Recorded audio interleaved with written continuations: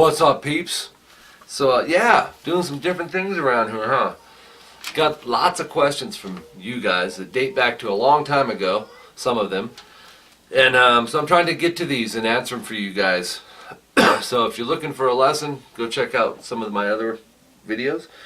This is to get to know me a little better. Plus, I feel bad that I've waited so long to answer these for you guys. And you guys feel free to chime in too, man, in the comment section. You can answer it as if it's being asked to you as well. Pick a random one here. A couple of them are funny. You guys are some funny peeps. Do I ever get writer's block? I have.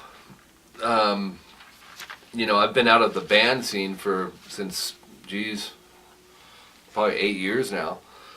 As far as permanent, you know, going at it, steady rehearsal types. I mean, I did some stuff with Christian soul legend Brian Duncan, and my buddy Juan Nelson, who's a bass player for Ben Harper's band. We had a little side project a couple years ago, but it wasn't a band where we were writing, you know, songs as a unit and stuff.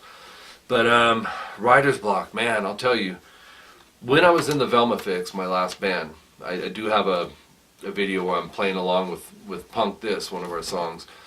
I was the primary songwriter in the band. My buddy Armando would contribute a lot, and then Doc would bring in little parts, our bass player, and occasionally the drummer, Tom.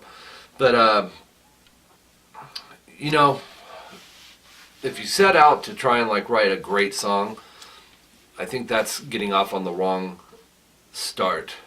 Songs kind of, usually for me, start with a concept. You know, I play guitar, bass, piano, drums, and I sing.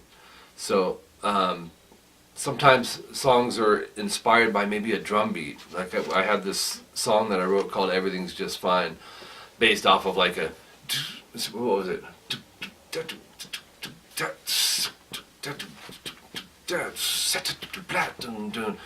I mean, that song was actually built off of a drum beat.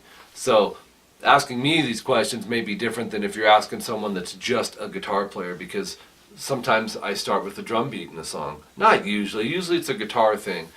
A lot of things come out of inspiration. If you're jamming with your buddies or your other band members, you know, we came up with a lot of cool parts by doing that as well. But I usually, you know, I imagine if I was a songwriter for, you know, a record company, you know, where artists buy songs off you, like Richard Marx, you know, he'll write songs for other people. I could do that. Actually, I have done that. I worked with, I don't know if you remember a band called Destiny's Child, but I was working on some songs with the lady that produced them, and I was doing guitar and bass, and, you know, she actually sold songs to other artists. So I've done the studio musician thing.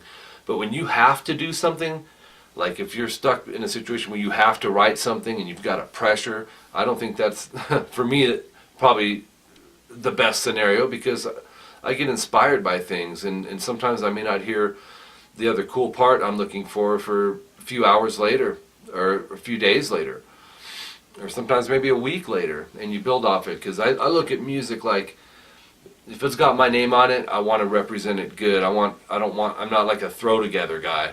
You know, I want stuff to be catchy, you know, every drum roll, every cymbal hit, and have it feel right. I don't know. I don't know if I'm explaining it right, but I have got writer's block before. And I think if someone's being honest, it's a songwriter, they'll probably tell you they have too. How do I deal with that? Sometimes, and this is, you know, I'm your guitar teacher here, or one of them, telling you this. Sometimes you got to put the guitar down and walk away, man, and maybe come back a day later, or a few hours later, or a few days later, and pick it back up. Because if you're not feeling it, you're not feeling it. I've tried to force songs before, actually not too long ago. I mean, a few years back. Trying to force them for a certain project I was going to start in, and they just weren't flowing right. It would be like a really cool riff, and then going into another part that was a really cool riff, but they weren't flowing together. So it's tricky, man. There's no secret formula for doing it, but you know, you want to take your time with it, and that's just me. Like I said, if it's got my name on it, I want to make sure that I feel really confident and comfortable with it. And I don't feel like that huge pressure with music. It doesn't typically intimidate me. I mean, if I had to go audition for Dream Theater, I'd be intimidated like crazy. As a matter of fact, I wouldn't even do it because I'm not the guitar player John Petrucci is. He's one of my influences. But typically, man, I mean, this is my comfort zone. It's what I do, and it's how I pay my bills, and it's my passion, my stress relief, everything. So, anyways, answered another one for you there. What are your thoughts, man? And maybe let me know, you know, how you guys approach songwriting. Do you get writer's block? Be honest with yourself. There was a time where I felt like, because I like pop a lot too, and I like catchy melodies. That's, I guess, the McCartney influence in me. But you know, catchiness is, you know, there was a time where I felt like, man, I can keep writing catchy stuff, man. I'm in my my area. Prime example, when I was with the �ヱ𝐻𝐿, I pretty much had the free reign. It was the band I formed, so I had already had parts kind of before I formed the band.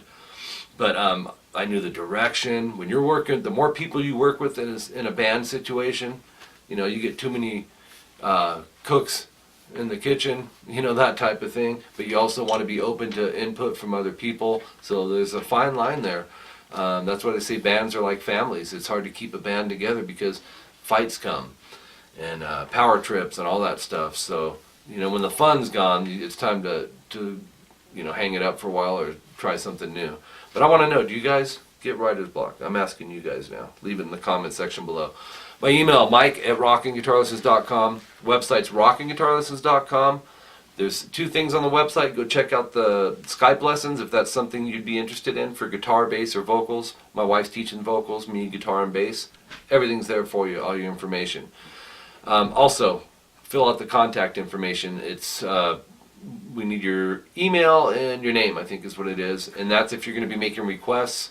That's the only thing I require. Plus, it really benefits you because when the website's launched, you will start hearing about, you know, what offers we have going on and all that good stuff. So make sure to subscribe to the channel. And let me know your thoughts, guys. I want to know. Talk to me. All right? We'll catch you later. Mike Gross, rockinguitarlessons.com. See ya.